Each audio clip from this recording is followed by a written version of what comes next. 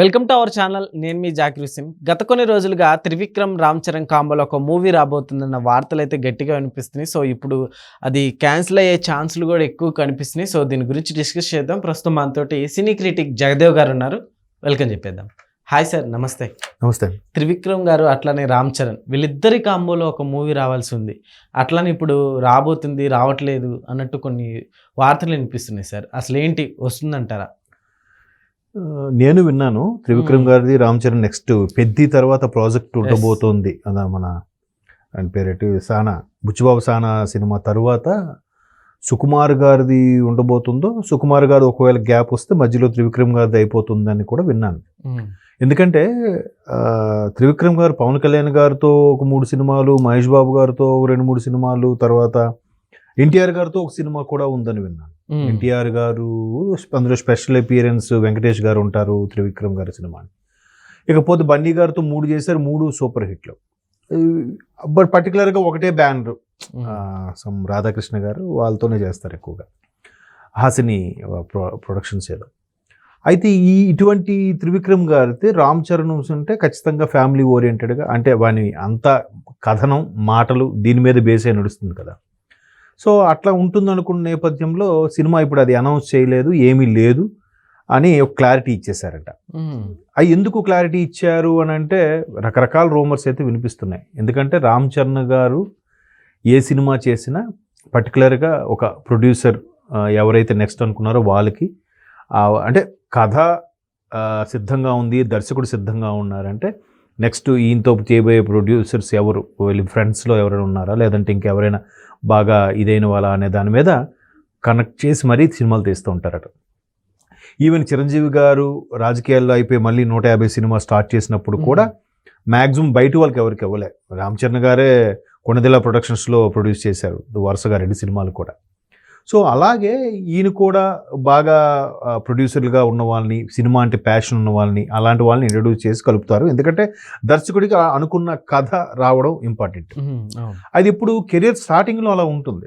But ఒక దర్శకుడిగా మంచి దర్శకుడిగా గుర్తింపు పొందిన తర్వాత ఒక స్థాయికి వెళ్ళిపోయాక దర్శకుడికి డిమాండ్స్ కూడా ఉంటాయి. ఇప్పుడు ఎలా అంటే దర్శకుడు ప్రొడ్యూసర్ రెడీగా పెట్టుకుంటాడు, నేను ఈ రాసుకున్న కథకి పలానా hero, some X hero, Y hero ఇదైతే బాగుంటుందని చెప్పినప్పుడు ప్రొడ్యూసర్ యాక్సెప్ట్ చేసి తీసుకుంటారు. Okay sir. బట్ ఇక్కడ హీరోలు కూడా ప్రొడ్యూసర్ని తీసుకొచ్చుకొని రెడీగా ఉండి మీరు డైరెక్ట్ చేస్తారని చెప్పి, మీరు కథ చెప్పి డైరెక్ట్ చేస్తారని చెప్పని ప్రొడ్యూసర్ ఉన్నారు అనేవి కూడా కొన్ని సందర్భాల్లో జరుగుతుంటాయి.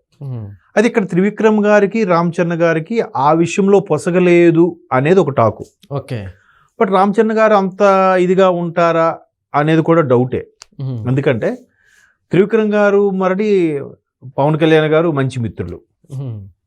ఒకవేళ రామ్ చరణ్ గారు పవన్ కళ్యాణ్ గారికే సినిమా చేసి పెడతారా అనేది ఒక డౌట్ కూడా ఉంది. అంటే పవన్ కళ్యాణ్ గారు చాలా రాజకీయాల్లోకి వెళ్ళిపోయాక తన సొంత డబ్బులతోనే ఇప్పుడు కొంతమందికి మొన్న గోదావరి జిల్లాలో వర్షాలు వరదలు వచ్చినప్పుడు, ఏది విజయవాడలో కట్ట ఇబ్రహీంపట్నం ఇష్యూ అయినప్పుడు గోదావరి జిల్లాలో కూడా ఒక 100 గ్రామాలకి ₹1,00,00,000 ఇచ్చాడు. ఒక్కొక్క గ్రామానికి ₹1,00,000 చొప్పున ఎంతో ఆయన. సో అట్లాగా ఆయన సొంత వ్యవహారాలు చూసుకుంటున్నాడు. ఇప్పటికే బాగా నష్టపోయాడు రాజకీయాల్లోకి వచ్చి కూడా. ఇప్పుడు డిప్యూటీ సీఎంగా ఉన్నా కూడా అంత ఇదిగా లేదు. ఆయనకి ఫేవర్గా చేస్తే ఆయన నమ్ముకున్న కొంతమంది వ్యక్తులు ఉంటారు, వాళ్ళకి శాలరీస్ పరంగా కానీ ఆయన కొన్ని ఎక్కడెక్కడ తాకట్టు పెట్టినవి ఏమి ఉన్నాయంటే ఈవెన్ రాజకీయాల్లోకి వచ్చినప్పుడు కూడా. ఎందుకంటే హైదరాబాద్లో ఒక ల్యాండ్ కూడా అమ్మేశారన్నట్టు విన్నాను అప్పట్లో. సో అట్లాంటివన్నీ రికవర్ అవుతాయి కదా అని బాబాయికి హెల్ప్ఫుల్గా ఉంటుందని బాబాయికి ప్రొడ్యూసర్గా పెట్టి చేద్దాము, ఎలాగ త్రివిక్రమ్ గారి ఫ్రెండే కదా అనేది ఒక టాక్ ఉంది. ఏది ఫిల్మ్ నగర్లో. ఓకే. ఫిల్మ్ నగర్ వర్గాల్లో ఉండే టాక్ అయితే ఇది. బట్ చాలామంది ఏం చెప్తున్నారంటే లేదు, రామ్ చరణ్ ఫ్రెండ్ ఒక ఆయన ఉన్నాడు ప్రొడ్యూసర్ ఎన్ఆర్ఐ, ఆయనకి సినిమా చేయాలని రామ్ చరణ్ డిసైడ్ అయ్యారు. బట్ దానికి త్రివిక్రమ్ గారు ఒప్పుకోనట్టుంది బహుశా. లేదా త్రివిక్రమ్ గారు రెగ్యులర్గా ఈ రాధాకృష్ణ గారికి హాసిని ప్రొడక్షన్స్కి ఎక్కువగా చేస్తారు, లేదా నాగవంశీ గారికి చేస్తూ ఉంటారు.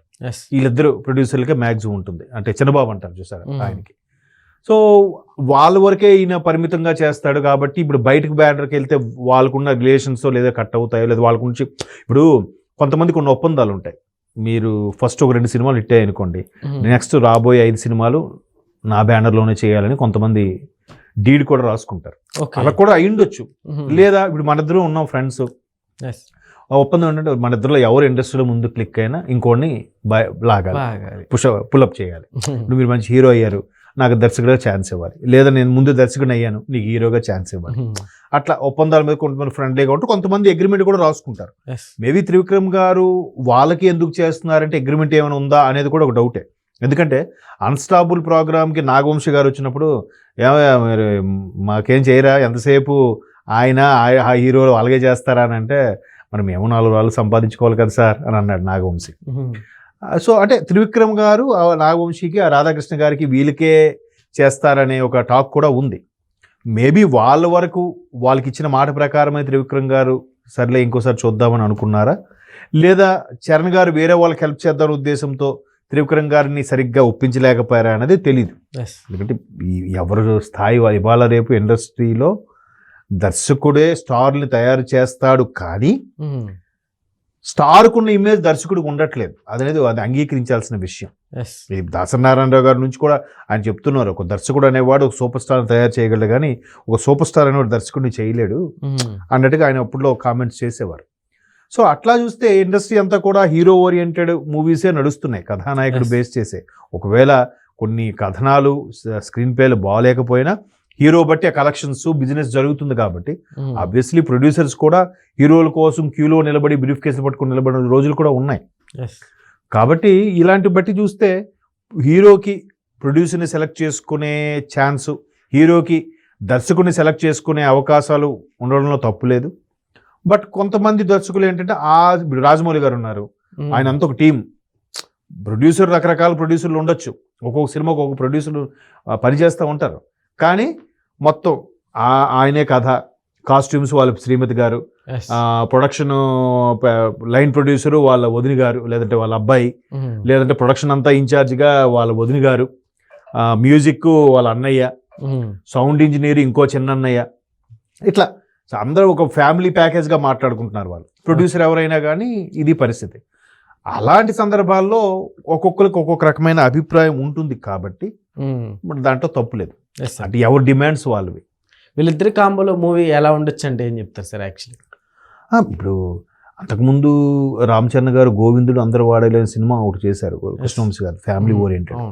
సో ఇప్పుడు కూడా త్రివిక్రమ్ గారు మ్యాక్సిమం ఫ్యామిలీ ఓరియంటెడ్. మీరు అబ్జర్వ్ చేస్తే ఆయన ఏ సినిమా అయినా సెకండ్ హాఫ్ అంతా కూడా ఒక పెద్ద ఇంట్లో ఎక్కువ సీన్స్, అంటే ఇండోర్లోనే ఎక్కువగా సీన్స్ నడిపించి దానితో మంచి మాటల మాంత్రికుడు కాబట్టి ఆయన మాటల మాంత్రికుడు కాబట్టి ఆ మాటలతోనే అన్ని సంభాషణలన్నీ బాగా రక్తి కట్టించేలాగా చూపించి సినిమాని హిట్ కొడుతూ ఉంటారు. మీరు ఏదైనా తీసుకోండి. సో అంటే అలవైకుంఠపురంలో కానీ, సన్నాఫ్ సత్యమూర్తి లాంటి సినిమాలు కానీ, లేదంటే అతడు లాంటి సినిమాలు కానీ మ్యాక్సిమం అలాగే ఆయన మెప్పించాడు ప్రేక్షకులను కూడా. సో అన్ని బ్లాక్ బాస్టర్లో కొట్టాడు ఆయన. సో కాకపోతే కొన్ని అవ్వచ్చు, ఇట్ అవ్వకపోవచ్చు, అది వేరే విషయం. అజ్ఞాతవాసి కొంచెం నిరాశపరిచింది ఆయన కెరియర్లో. బట్ అదే అత్తారింటికి దారేదైతే బ్లాక్ బాస్టర్, ఏంటి బయటికి రిలీజ్ అవ్వకముందు సినిమా బయటకు వచ్చేసినా కూడా మంచి హిట్ అయింది. ఇకపోతే రామ్ చరణ్ గారు అసలు మగధీర నుంచే ఆయనకి అన్ని హిట్సే మ్యాక్సిమం, ఎక్కడో 1-6 యావరేజ్లు ఉన్నాయేమో కానీ. ఇంకా RRRతో గ్లోబల్ స్టార్గా మారిపోయాడు. ఇంకా రంగస్థలంతో ఆయనలో ఉన్న పూర్తి నటన కూడా బయటకు వచ్చింది. అబ్బా ఇది ఏదైనా చేయగలడు, క్లాసు మాసు ఏవైనా చేయగలడు అని ఒక ఇమేజ్ వచ్చేసింది. పెద్దలో కూడా అలానే కనిపిస్తుంది. ఈవెన్ RRRలో కూడా ఇప్పుడు ఎన్టీఆర్ గారు, junior NTR already proved artist. అంటే ఈ రామ్ చరణ్ గారి కన్నా ముందు వచ్చాడు ఆయన ఇండస్ట్రీలోకి. అటువంటి రామ్ చరణ్ గారు ఎన్టీఆర్ గారితో పోటీగా నటించాడని కూడా ప్రశంసలు అందుకున్నాడుగా. అది చాలా గొప్ప విషయమే కదా. అంటే ఎన్టీఆర్ గారికి ఎక్కువ ప్రాధాన్యత ఇస్తారా, రామ్ చరణ్కి ఎక్కువ ప్రాధాన్యత ఇస్తారా అన్న విషయాన్ని రాజమౌళి గారు కూడా చాలా బ్యాలెన్స్డ్గా చూపించారు. ఒక సీన్లో ఎన్టీఆర్ గారు రామ్ చరణ్ గారిని ఎత్తుకుంటే, ఇంకో సీన్లో రామ్ చరణ్ గారు ఎన్టీఆర్ వెనక నుంచి ఎత్తుకున్న సన్నివేశాలు ఉన్నాయి. సో అన్ని ఈ వీళ్ళ ఫ్యాన్స్కి వాళ్ళ ఫ్యాన్స్కి కూడా ఒకలాగా చూపించగలిగారు. అంటే ఇక్కడ ఇవన్నీ ఎందుకు చెప్తున్నారంటే, రామ్ చరణ్ కూడా ప్రూవ్డ్ ఆర్టిస్ట్. ఏదో తండ్రి నిపోకిట్లా కాకుండా, తండ్రి పేరు చెప్పుకొని చెట్టు పేరు చెప్పి కాయలు అమ్ముకునేలా కాకుండా, అది ఒక మొదటి సినిమాకే పనికొస్తుంది. తర్వాత టాలెంట్ లేకపోతే ఎవ్వడు సినిమాలో అవకాశాలు ఇవ్వడు, సినిమాలు కూడా ఆడవు. సినిమాలు ఆల్రెడీ ప్రేక్షకులను ఒప్పించుకోగలుగుతున్నాడంటే ఈయనలో కూడా టాలెంట్ అది ఉంది. సో మొత్తానికి ఈ ఫిలిం నగర్ సమాచారం ప్రకారం ఏంటంటే, రామ్ చరణ్ పెద్ది అయిపోయిన తర్వాత నెక్స్ట్ సుకుమార్ గారి సినిమా ఉంది అని ఒక టాక్ ఉంది. ఇది రంగస్థలం తర్వాత మళ్ళీ సుకుమార్ గారిది. సుకుమార్ గారిది అంటే కొంచెం ఆయన కూడా డ్రాగ్ చేయడం ఇన్ ద సెన్స్ పర్ఫెక్ట్ కోసం, ఎట్లా అనుకుంటాడు అలాగే రావాలని కోసం కొంచెం తర్జన భర్జన పడుతూ ఉంటాడు. సో ఆ గ్యాప్లో త్రివిక్రమ్ గారి సినిమా ఉండబోతుందని వచ్చిన టాక్ అయితే మాత్రం ఏం లేదన్నట్టుగా ఒక క్లారిటీ వచ్చింది. త్రివిక్రమ్ గారి నెక్స్ట్ మూవీ ఎన్టీఆర్ గారితో ఉండబోతుందని అందరికీ తెలుసు. అయితే ఎన్టీఆర్ గారితో మన సూపర్ స్టార్ విక్టరీ వెంకటేష్ గారు కూడా అందులో ఉండబోతున్నారని సమాచారం. చూద్దాం మరి, అంటే ఇవేవి శాశ్వతం కాదు. ఇది కాకపోతే నెక్స్ట్ సినిమా ఇంకోటి ఆ గ్యాప్లో ఇంకోటి పట్టాలు ఎక్కేయచ్చు. ఇంకో రామ్ చరణ్ గారు అనుకున్న ప్రొడ్యూసర్తో ఒకటి తీసి వేరే ప్రొడ్యూసర్తో మళ్ళీ త్రివిక్రమ్ గారు అనుకున్న ప్రొడ్యూసర్తో కూడా ఇంకో సినిమా తీయొచ్చు కదా. సార్ చూద్దాం ఏదొస్తుందో ముందు. Okay sir, thank you.